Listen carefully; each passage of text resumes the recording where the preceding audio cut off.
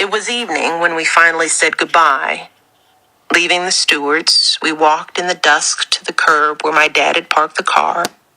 Craig was sweaty, dead on his feet after all the running he'd done. I too was fatigued and ready to go home.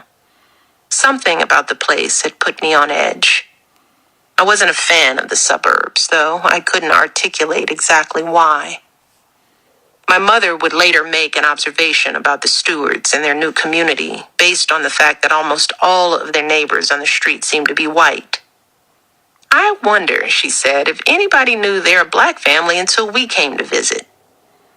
She thought that maybe we'd unwittingly outed them, arriving from the South Side with a housewarming gift and our conspicuous dark skin. Even if the stewards weren't deliberately trying to hide their race, they probably didn't speak of it one way or another with their new neighbors. Whatever vibe existed on their block, they hadn't overtly disrupted it. At least not until we came to visit. Was somebody watching through a window as my father approached our car that night? Was there a shadow behind some curtain, waiting to see how things would go? I'll never know. I just remember the way my dad's body stiffened slightly when he reached the driver's side door and saw what was there. Someone had scratched a line across the side of his beloved Buick. A thin, ugly gulch that ran across the door and toward the tail of the car. It had been done with a key or a rock and was in no way an accident.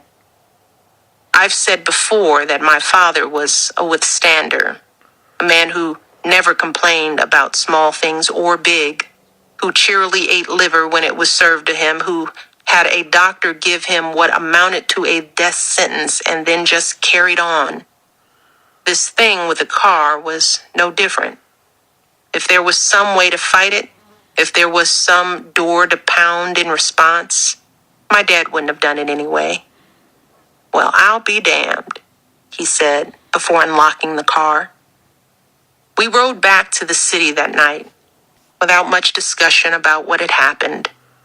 It was too exhausting maybe to parse. In any event, we were done with the suburbs.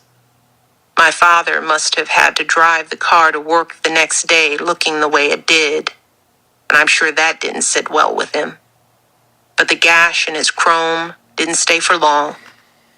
As soon as there was time, he took the car over to the body shop at Sears and had it erased.